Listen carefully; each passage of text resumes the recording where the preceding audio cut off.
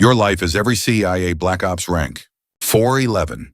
You have been stuck on this cold metal chair for exactly 15,060 seconds, 3 basements deep under reinforced concrete of a building that permanently does not exist on any cadastral map. The air in the windowless room is thick, filling your nasal cavity with the disgusting smell of rusty metal mixed with the sour sweat seeping from your shirt armpits. The sensor bands of the lie detector machine are wrapped tightly around your chest, digging deep into your flesh after 6 hours of brutal verbal interrogation. Every heartbeat echoes a throbbing pain in your left side. The blood vessels under your temple throb incessantly. The corners of your lips are cracked, oozing a salty taste of clotted blood. In the corner of the room, a black camera lens with no indicator light points directly at your face like a loaded gun. It's off, or they simply want you to go insane with the paranoia of being monitored 24/7. The metal door creaks open. A woman walks in, slamming a manila folder onto the bare table. She doesn't smile, just fixes her gaze on your exhaustion and drops a life-ending question. If the government asked you to become a completely different person and keep your mouth shut until you're in the grave, would you do it? 11 seconds of silence pass. The suffocating stillness is so profound, you can hear your own heartbeat desperately pounding against your eardrums. You swallow hard, nod, and utter, yes. But to sit in this chair and utter that yes, you had to personally bury your own name, beginning an endless slide into darkness. Let's go back to day 1. Welcome to Langley. Your title, Intelligence Analyst. No glory awaits you beyond the armored door, only a cramped, perpetually gray cubicle. 73 failed job applications in the outside world brought you here, turning you into an anonymous ghost shoved deep into the massive analytical machine. Every morning, your smartphone is confiscated, locked in an electromagnetic shielding zip bag before you pass through the security scanner. You are completely stripped of your connection to the real world outside.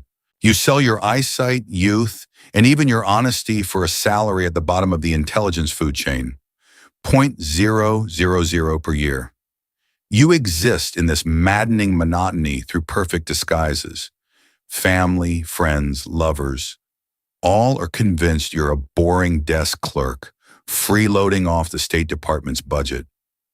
At weekend parties, when people politely ask what you do, you offer a few bland, vague remarks about macroeconomic policy research. They yawn, drifting away.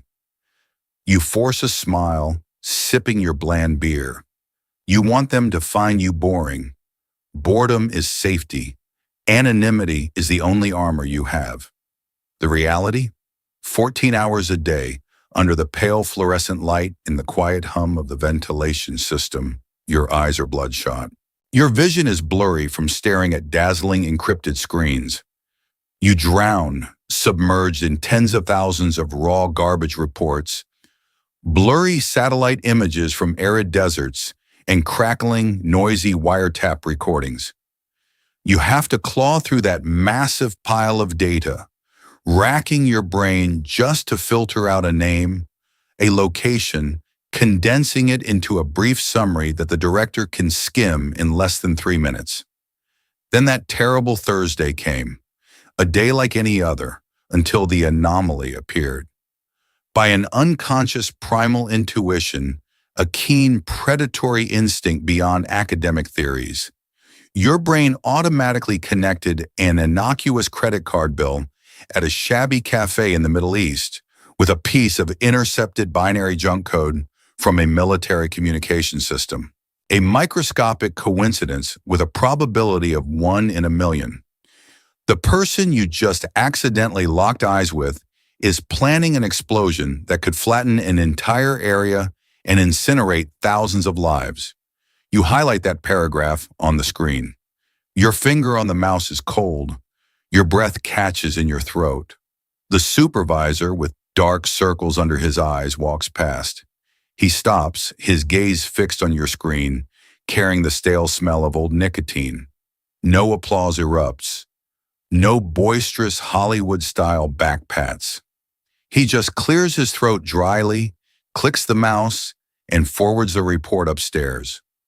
Before turning to leave, he coldly pulls out a ballpoint pen and quietly jots down your employee ID in a worn leather notebook. The machinery has officially acknowledged your existence. The security door of the gray cubicle slams shut permanently. You have proven yourself too sharp to be just a garbage filter, and the system decides to chew you up, mercilessly throwing you straight onto a new rung, more drenched in blood and risk. Welcome out of the gray box of Langley. After 18 months of being rubbed and crushed at an isolated training facility in Virginia, a place no map dares to acknowledge, the system has molded a new version of you. Current title, Case Officer. You no longer see the world through dry binary code. Your environment is now the splendid cocktail parties at an embassy in Eastern Europe. You wear a perfectly tailored suit, disguised under the polished facade of a political attaché. But behind the sparkling crystal lights and clinking glasses, the air is thick. The smell of expensive perfume cannot suppress the faint odor of lies and cold sweat. You stand in the battlefield of psychology, where you don't use guns but your own cold-blooded instincts to manipulate human lives. The organization's secret knowledge has deeply embedded itself in the amygdala of your brain. It's not in books, it's the ability to freeze time to read raw fear. You stare at the foreign ministry official, catching a micro twitch at the corner of his eye, and a precisely 1.5-second hesitation in his breathing when you casually mention his secret gambling debt. You plunge the knife into that exact crack. You offer him a rich espresso, silently listening to him whine about injustice, making him delude himself into thinking he's being heard. Then, in a steady, unruffled voice, you slowly tighten the poisoned noose of betrayal around his neck. You break their loyalty with stacks of cash or with cold blackmail files. Your salary has been raised to 0.000 per year, plus a foreign risk allowance for inflation. But at this level, the price is not measured in money. The responsibility for life and death swells. The attrition rate is an unspoken concept. It's the dark shadows that silently disappear into oblivion in the dead of night. If a trap springs, the innocents you lured will be dragged into flooded basements, their fingernails pulled out and their skin flayed alive. And you? If you cross the line into forbidden territories, the government will revoke all diplomatic credentials. They will clean out your file. You will be stripped of your identity, becoming an anonymous corpse left on a muddy roadside. The mahogany tabletop is cold. Your heart beats slowly, lifelessly, as you slide the encrypted data USB forward. The pale, trembling official snatches it. The fourth agent successfully recruited. There is no gunshot or glorious explosion. This perfect success, built on ruthless deception, is not a medal. It is a black gravitational pull, dragging you deeper into the rotten core of the system's power. Concluding your days wandering in the field, the system pulls you deeper, locking you in a lead-lined cell. Your new title, Station Chief.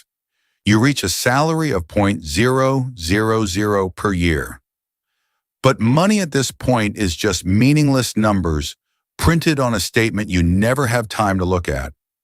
You are no longer directly involved in the dirty work.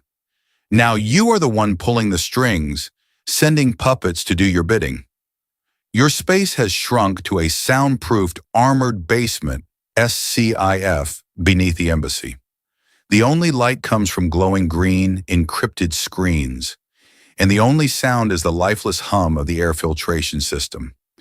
The smell of stale coffee mixes with the acrid scent of tension emanating from the wrinkled shirt you've been wearing for 3 days. The clock shows 3 a.m. The red signal light on the communication system blinks silently. The enemy counterintelligence network has just tailed one of your case officers. You have exactly 12 hours to make a decision. Extract the network, burn all leads, or sit tight and gamble that it's just a routine sweep. 6 lives are on the line. You stare at the silent screen. Moral erosion has reached perfection. You feel no fear or pity, only a chilling numbness running through your veins. You are gambling with other people's blood against probabilities. Your hands are cold. You type the command to Langley. Operation Normal. The Enter key echoes dryly, sharp as a hammer striking a coffin nail. You decide to use them as bait. The terrifying silence immediately after the message determining human lives is sent thickens, tightening around your throat. Personal losses don't stop at morality. Your body is silently decaying. Your spine aches as if it's been stripped after 18 continuous hours of sitting motionless on a metal chair. Chronic insomnia carves deep, dark circles under your eyes. You live in extreme paranoia of being watched. Your residence is swept for listening devices every 72 hours. Family becomes an unreal, luxurious concept, just distorted voices transmitted over a static-filled secure line once a month. Your daughter's faint voice asks when you'll be home, and you can only reply soon with a hollow tone. It is that hollowness, the absolute cold-bloodedness of being able to decide the life and death of fellow humans without a single tremor in your heartbeat, that the organization craves most. It has officially handed you the bloodstained key, opening the final steel door to ascend to the top of the pyramid. 22 bloody years. You finally step through the double oak doors, leaving the world of the living behind. Your ultimate title, Director of Operations. You are no longer a pawn. You are the player manipulating the entire global chessboard. Your workspace is now the situation room, steeped in suffocating silence. No guns, no shouting, only the dry rustle of files sliding across polished tables and the suppressed breaths of the nation's most powerful politicians. A nod from you in this sealed room is enough to bring down a government half a world away. A soulless, scrawled signature from you will officially launch the most brutal black operations, releasing assassin ghosts into oblivion that no historical document is allowed to acknowledge. Yet the pinnacle of the pyramid is a painful paradox. The salary of the one holding the key to the world's fate is capped. 0.000 per year. A rookie lawyer on Wall Street earns more than that just by sipping champagne and flipping through a few contract pages. But you are not here for the money. You are here to become a great ghost. Absolute power comes with absolute psychological isolation. On the rare occasions you return home, you sit motionless in an armchair. Your wife and children walk past, casting furtive glances filled with fear. They don't see a human. They are trembling before a soulless corpse, a cold mass of flesh exuding an invisible scent of death right in their own living room. You are completely cut off from humanity, holding all the world's darkest secrets, yet you are forever imprisoned in that very darkness. All glory is stifled. As night falls in the chilling silence of Langley headquarters, you stand rooted before the white marble wall. You slowly run your dry fingers over the cold, sharp carvings of hundreds of nameless stars. No names, no ages. But your cursed brain remembers the shattered forms of every body behind those stars, for it was the ink from your fountain pen that coldly pushed them to their deaths. You stand alone at the highest peak of the system, breathing the thin, suffocating air of ultimate power, silently looking down at the colossal machinery that continues to gape, cruelly waiting to crush the next bodies. The screech of rusty metal hinges tears through the silence. You step into the windowless room 3 floors below ground, the air still thick with the acrid smell of sour sweat and extreme tension. But this time, you no longer tremble in the peeling interrogation chair. The nameless woman from years ago vanished from the world 9 years prior. Now you are the ghost of power. Your dry fingers tighten around the manila folder before you slam it onto the scratched aluminum table. Across the table is a rookie. His white collar is drenched in cold sweat, his chest pounding under the heart rate sensor strip. In his eyes gleams a pathetic, naive patriotism. You stare into his pupils and see your own uncorrupted self from 26 years ago. You know exactly how this colossal machinery will chew his bones. He will be stripped of his real name, forced to dip his hands in a pool of blood, and then perhaps become just another nameless carving on the white marble wall. You see through the irreversible death of his soul, but your facial muscles do not twitch a millimeter.